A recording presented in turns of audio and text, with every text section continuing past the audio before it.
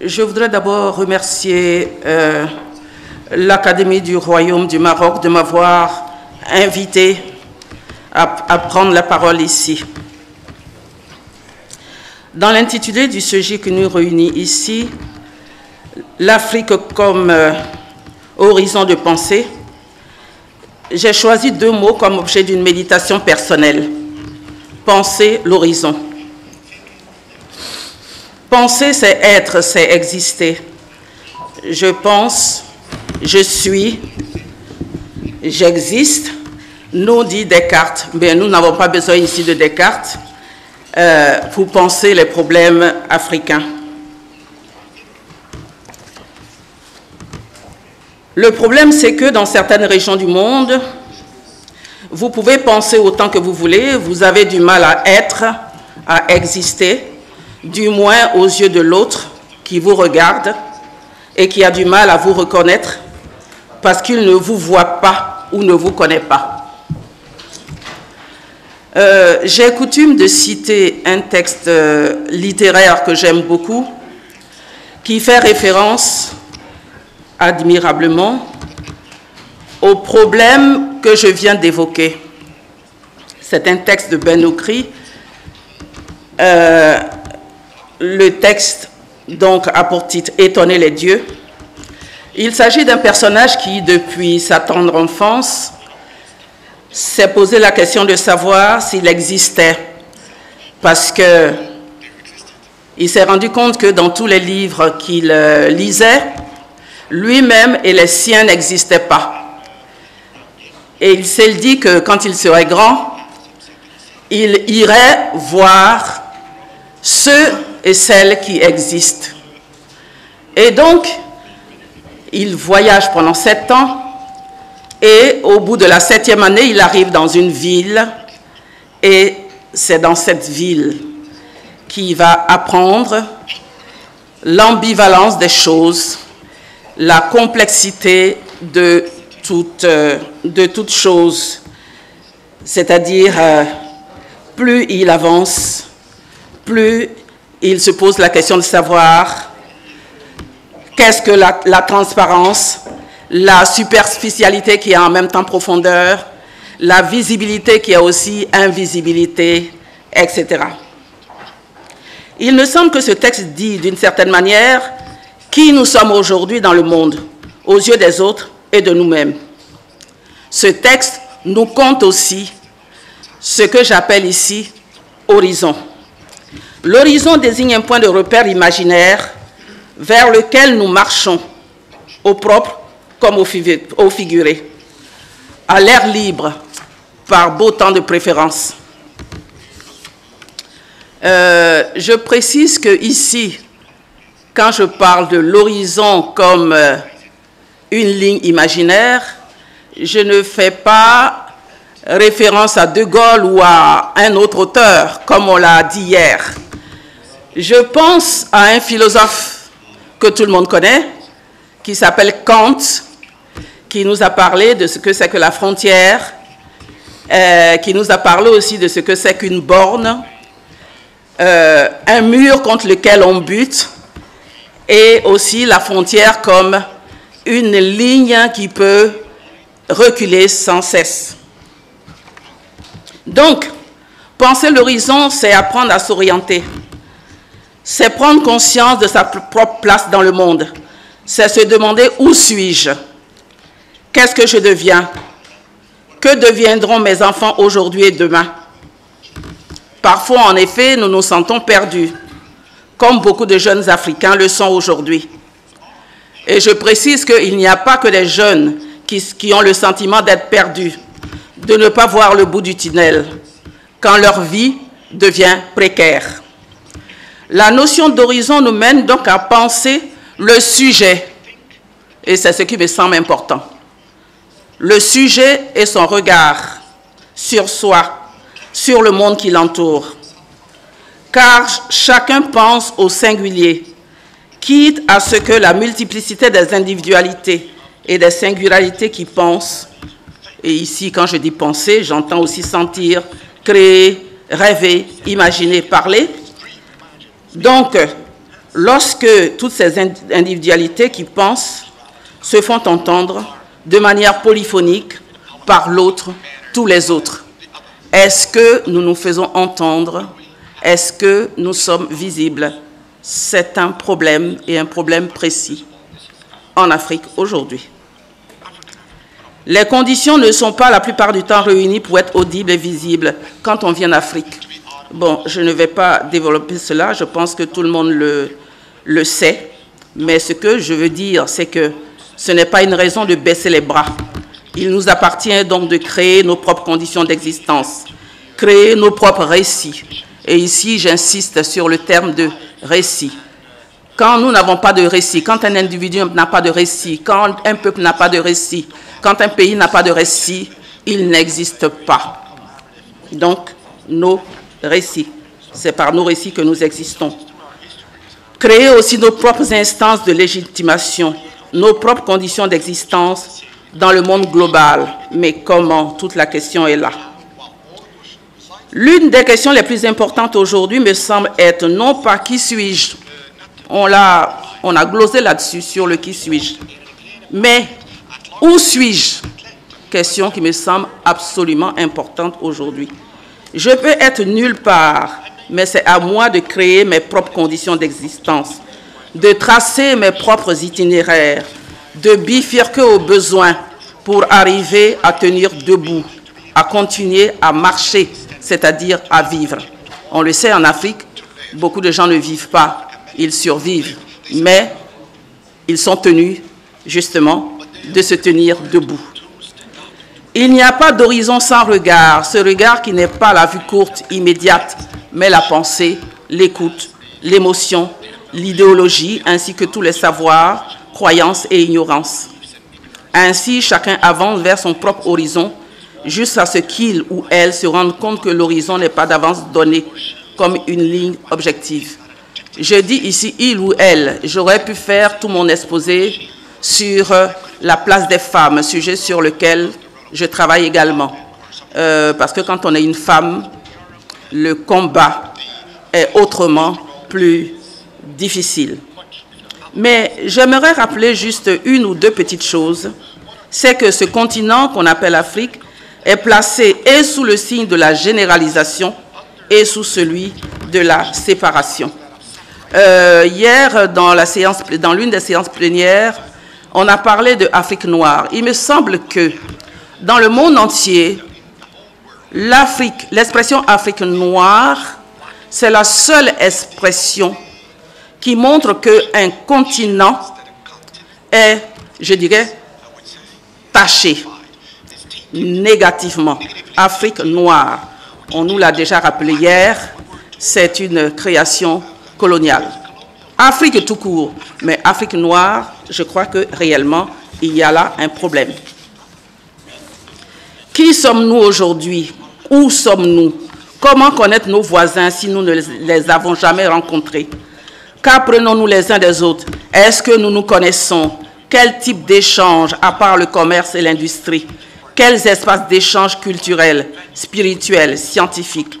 Comment construire un continent si les voies et moyens pour rapprocher les différentes parties n'existent pas ou sont difficiles d'accès? Quels sont les récits qui nous unissent et qui consolident nos liens? Quelle est la part de chaque femme et de chaque homme, de chaque enfant, dans la construction de ce monde commun qu'on pourrait appeler Afrique? L'Afrique devrait être un monde commun. Quelles sont donc nos mises en commun? Quelle est la contribution de chacune et de chacun? Naturellement, je n'ai pas le temps de répondre à cette série de questions. Il m'est arrivé de le faire ailleurs, mais je n'ai pas le temps ce matin. Mais il y a des difficultés énormes. Je vais en énumérer quelques-unes. D'abord, très rapidement, la difficulté de se déplacer. Si l'Afrique doit être un monde commun, la première chose, c'est qu'on puisse se déplacer très facilement d'un bout à l'autre de ce monde. Or, il suffit d'aller dans un aéroport, on se rend compte que la première difficulté à être donc un Africain, c'est là, dans cet espace. Je ne peux pas, si j'ai envie, me déplacer facilement si je suis en Côte d'Ivoire pour aller au Tchad. Je cite cet exemple parce qu'il m'est arrivé de passer 30 heures entre Abidjan et N'Djamena. Donc, et souvent les gens le disent, il est plus facile donc de passer par une ville européenne pour arriver dans une autre ville africaine. Chacun le sait. Donc, penser l'horizon, c'est également penser aussi les migrations actuelles, qui ne sont pas que clandestines. Parce que quand on parle de l'Afrique, on voit immédiatement les gens qui meurent, soit dans le Sahara, soit quelque part ici, soit sur une pirogue, etc. Mais migrer, c'est aussi une façon de voir l'horizon, un autre horizon, quand celui qui est devant soi est pensé comme bouché. C'est aussi une manière de montrer que en Afrique aussi, nous sommes confrontés à ce que d'autres ont appelé la lutte des places. C'est-à-dire, réellement, nous vivons en Afrique aussi, on le sait, dans un monde devenu infernal. Deuxième difficulté, penser demain. Nos liens avec d'autres vivants et non vivants. Penser l'horizon, n'est-ce pas penser l'espace et le temps, les distances et les rapprochements. Penser demain, c'est-à-dire ce qui est à venir, et aussi nos manières d'être et d'habiter la terre, les villes, les villages, les déserts, les bordures de fleuves, de lagunes et de l'océan. Si l'horizon est saisi par le regard d'un humain, celui-ci vit avec des animaux, des plantes et des minéraux. Dans tous mes écrits, c'est aussi de cela que je parle, puisque l'humain n'est pas seul vivant sur la terre. Son horizon se rétrécit quand il oublie ce lien nécessaire avec tous les vivants. Or, aujourd'hui, la durabilité pose problème. Souvent, nous oublions qu'il faut protéger cette planète sur laquelle nous vivons et que nous devons léguer aux générations futures. Troisièmement, frontières et murs. On pense souvent que les frontières sont très éloignées de nous, mais non.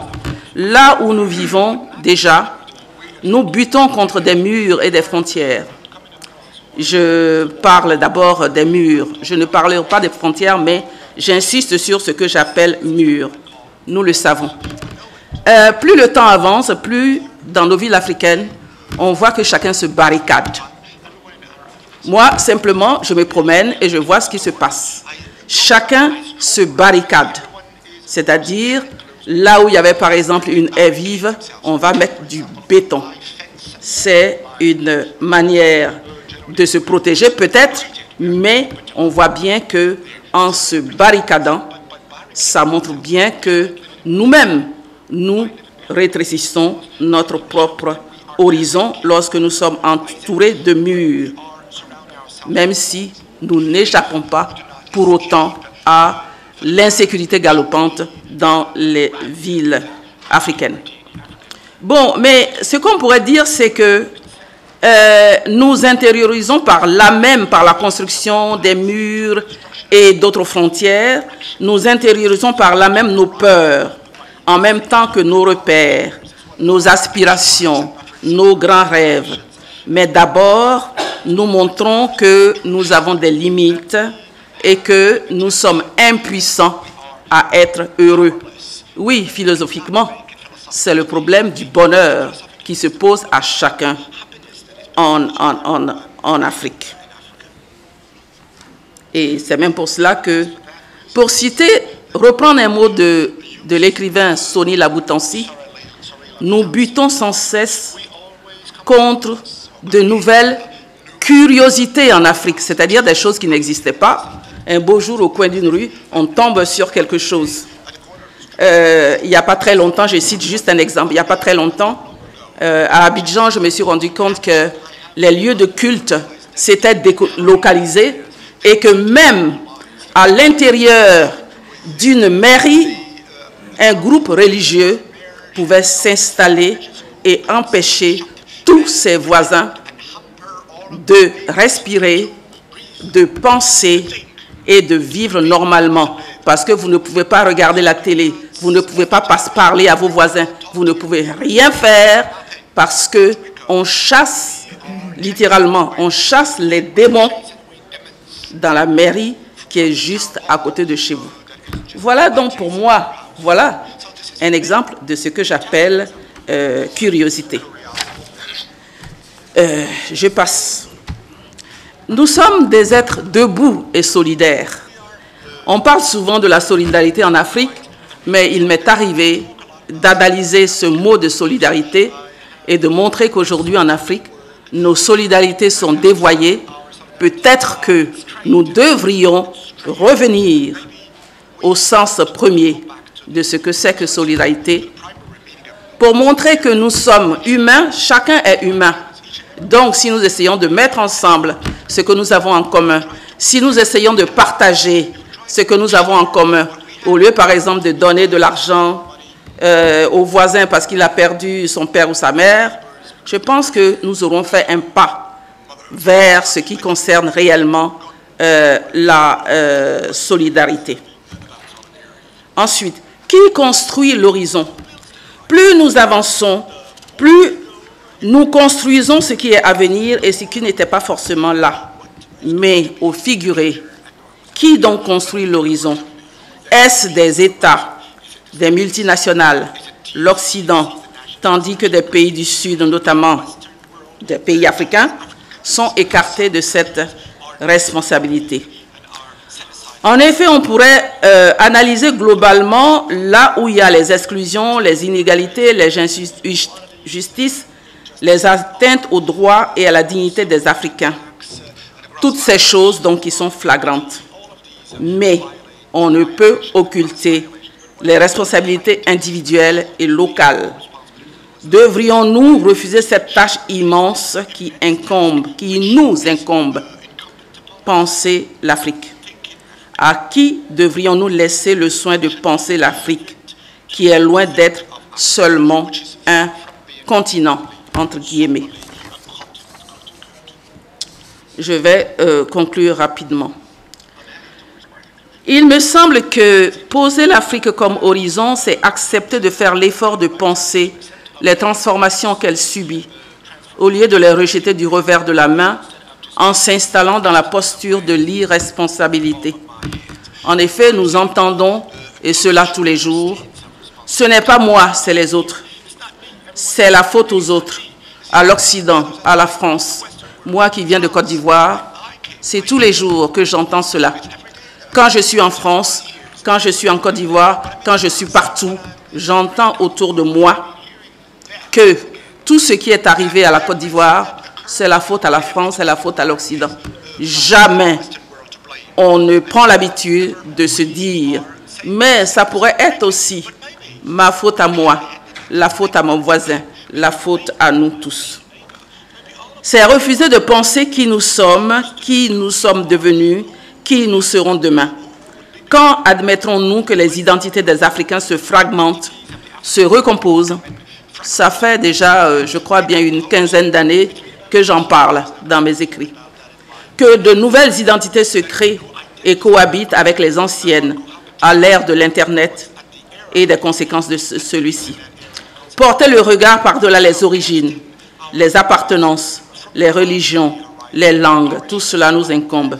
Faire de l'Afrique l'horizon de la pensée, c'est ainsi rendre possible nos propres pensées, nos cheminements, rendre audibles nos voix, nos créations, nos imaginaires, nos multiples petites histoires de résistants. Nous sommes chacune et chacun, nous sommes des résistants. Nous sommes aussi des survivants, mais nous sommes d'abord et simplement des humains. Penser l'horizon, c'est penser la vie des humains, les traversées, les liens des femmes, enfants et hommes en situation, comme le disait Sartre. C'est l'existence qu'il faut penser. Tous ces lieux et toutes ces traversées chargées d'humanité, d'inhumanité, d'indignité. Car là où il y a de l'humain, la pensée n'est jamais simple. Elle ne peut se contenter de suivre des divisions dichotomiques entre bien et mal. Penser l'horizon, c'est se donner la liberté de créer, de parler en son nom propre. J'insiste là-dessus. C'est pour cela qu'au début, j'ai parlé de sujet. Parler en son nom propre, c'est voir la différence entre la vie courte et le long terme. Car l'idée d'horizon nous permet de construire le futur. Et le futur commence maintenant, ici et maintenant, aujourd'hui. Et c'est l'éducation, mais aussi les expériences de la vie. C'est par l'expérience et donc l'éducation que l'on arrive à concevoir son propre horizon, naturellement qu'il faut partager avec les divers horizons des autres pour que cette Afrique commune soit possible. Merci.